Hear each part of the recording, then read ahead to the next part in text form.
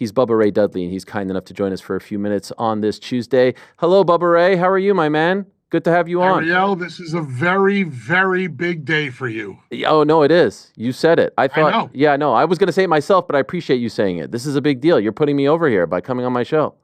You damn right I am. I'm glad you could admit that, Ariel. No, I know you've been you know what? I said to the guys in the back, I'm like, I'm not really sure if Bubba Ray actually likes me, but I appreciate him tolerating me for a few minutes and coming on the program. Have you spoken poorly of me? Never.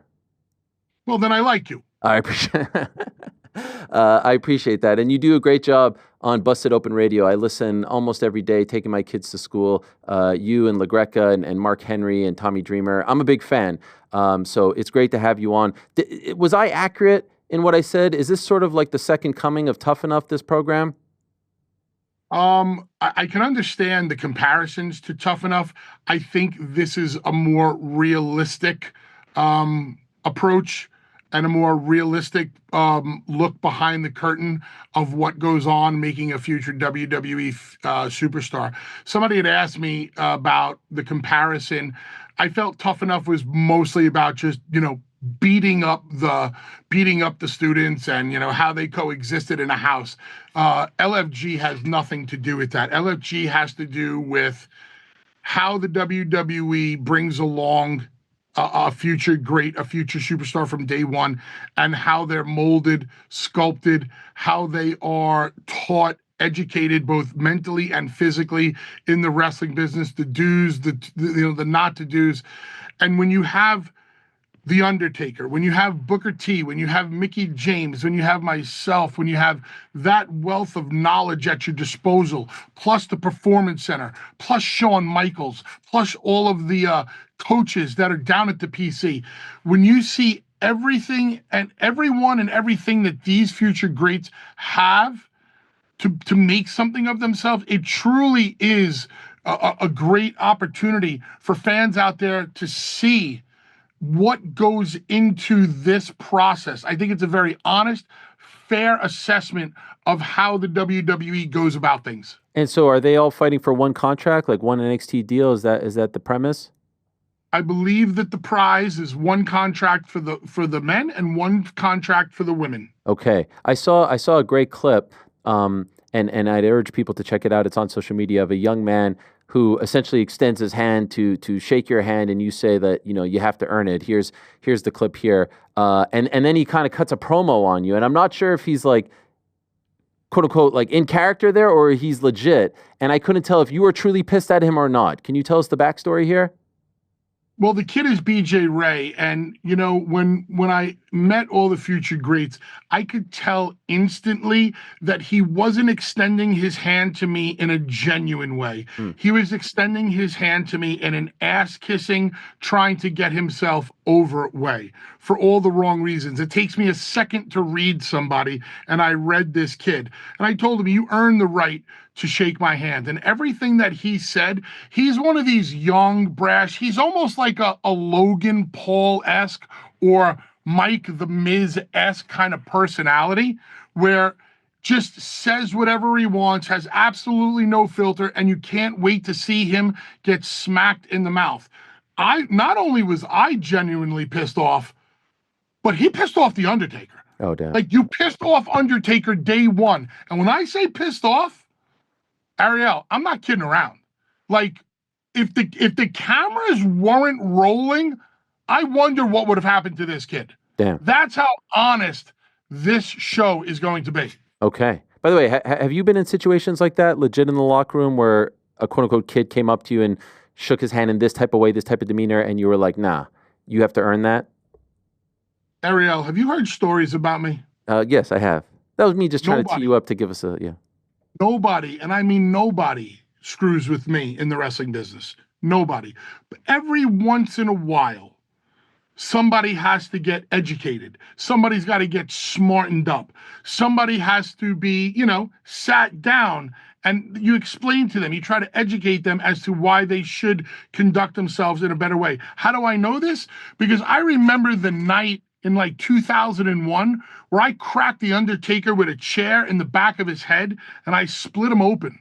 Oh. And they had to give him 8 staples. And when I got back to the locker room, I fully intended of having to fight The Undertaker and defend myself. And you know how he handled it? He sat me down like a gentleman, and he explained to me why mistakes like that could not happen anymore. So I always tried to handle my business the same way. Okay. Much respect to you.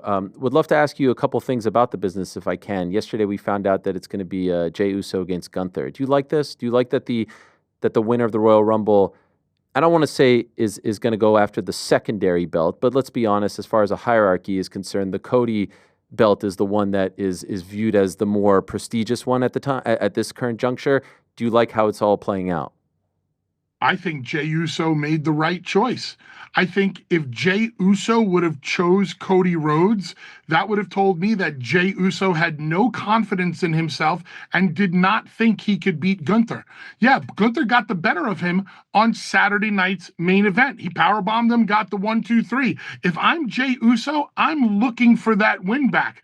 I want to get my win back. I want to beat Gunther. Gunther is this, wrestler's wrestler. And after what happened on Monday Night Raw, when Jey Uso came out and Gunther attacked him from behind, like Jey didn't even seem like he was ready to make the decision, but he made the decision. And I love the decision that he made. And Vegas is going to be going absolutely ballistic if Jey is able to beat Gunther, become the new WWE World Champion with about 70,000 people yeeting in unison as they were at the Rumble. And so what do you do with Cody now? Who does he go up against? He goes up against the winner of the Elimination Chamber. Who do you think that's going to be? I could make an argument for CM Punk, and I can make just as strong of an argument for John Cena. Okay. Who would you like it to be? From a personal point of view or from a business point of view? Business. John Cena. Why? Because John Cena is known all over the world. If on a scale of 1 to 10, if people know CM Punk, like, let's just say an 8 or a 9, they know John Cena's name as a 10. Mm-hmm. Cena is known all over the world, whether it's because of movies, because of wrestling, because of Make-A-Wish, everything that he's done. And to see Cena and Cody, listen, Cody has followed the Cena playbook. If Cody Rhodes ever wants to become as big as John Cena, he's going to have to beat John Cena. And I love the story of Cena trying to break the record. It's all there. There's a lot of drama there. There's a lot of very honest, real, personal factors that go into this match. Can I tell you why I disagree? No. I would like to see John Cena versus Joe Hendry. That's because you listened to Busted Open. No, because I had Joe Hendry in studio and we had a tremendous chat a week ago, face to face. He flew in just to be on this program. A couple of days ago, I said that on Busted Open. And as you admitted at the beginning of your show, when you're driving your kids to school, you listen every day. And much like everybody else who steals my ideas in this business, you just stole that one. He literally said, I am going to manifest this. In my studio, he skipped the Jericho cruise to come here instead because he knew this was the #1 combat sports show in the biz. All right, Ariel, since you're not in front of me and I can't mafia kick you in the face, listen, I love the idea, not only because I came up with it, and I'll give you the little backstory. Okay. When CM Punk, before CM Punk went to AEW, right, I thought that CM Punk could mean more to the wrestling business if he went back to Ring of Honor. Like the way me and Devon went back to help ECW that one night, or how Taz went back to help ECW that one night. Punk going back to Ring of Honor could have helped the health of the entire business. That's why I think Cena challenging Hendry for the World Championship could help the health of the entire business. Do I think that's going to happen? No. But would I be on board if it did happen? Absolutely. Breathing life into TNA that nobody ever thought could possibly happen. And that's why I like it. I'm a big fan of shock and awe in the wrestling business, and that would be quite shocking. Yeah, and to be clear, it could happen, just maybe not at WrestleMania, right? Like, do you think there's a chance it actually could happen on a regular show? Listen, TNA has a huge show coming up at the USB Arena UBS. in Long Island. UBS Arena in Long Island. That's a big arena. I know that they have it scaled to about maybe 5,000 right now, But if somehow, some way, John Cena found his way onto that card against Joe Hendry, they could probably open that whole place up and do 15,000 people. They put a lot of stipulations on this interview, Bubba Ray. I mean, I wanted an hour with you. I wanted to spar with you, but they said, no, it's got to be 15 minutes, so we have to So why don't you invite me on your show? You never had the balls to invite me on that's your not show. it. That's not it. I have no way to get to you. You're a very elusive guy. How do I get to you? It's true. I'm like the Pai Mei of the wrestling business. You got to seek me out. But you know what? I'm going to hit up Heyman. Heyman's the one that's going to get me to you. And so I would love to do this. We're in New York City, so don't hide from us, all right? We're right next to the Hammerstein Ballroom. Don't hide. The keyboard warrior that you are, don't hide from What keyboard warrior? I do a show. Let me ask you this. Top 4, before I let you go, just for fun, because I'm sure you've never been asked this question. Top 4 greatest tag teams.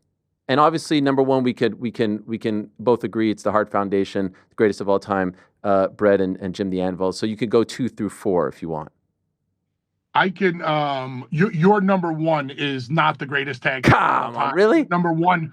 Your number 1 might be my number 4, but here's the way I look at it: the greatest tag team of all time are the Road Warriors, and there's a very, very, very valid reason. So take your fandom out of this. Here's the valid reason: you could put the Road Warriors name on the marquee, and the place would sell out just on the Road Warrior name. You see, you couldn't do that with the Rock and Roll in the Midnight. You had to put Rock and Roll versus the Midnight. You couldn't do that with the Hart Foundation. You couldn't do it with the Dudleys. You couldn't do it with the Hardys. You'd have to put these names next to each other. You'd have to do Hart Foundation versus the British Bulldogs for the place to sell out. The Road Warriors were the biggest drawing tag team in the history of the business. Number 2, obviously, the Dudley Boys, and then the Rock and Roll in the Midnight and the Hart Foundation round out the top 5. It was a pleasure for you to talk to me, Ariel. Maybe one day I will grace you with my presence in your studio. And I would shake your hand in the most sincere way possible if you did that. An honor and a pleasure. You kneel before Zod. Good luck on the show. Thank you, Bubba. Appreciate it. Take care. You're the man. There he is, Bubba Ray Dudley, all-time great. What a legend, and that was fun.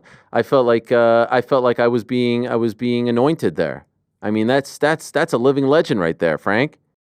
Thanks for watching this video. Before you go, if you haven't already, hit that subscribe button for us. Also, give us a thumbs up, leave a nice comment. These things go a long way. And while you're here, do check out the rest of the channel. We've got live shows and full interviews, clips, and a whole lot more. We're doing big things here, and we appreciate your support very much.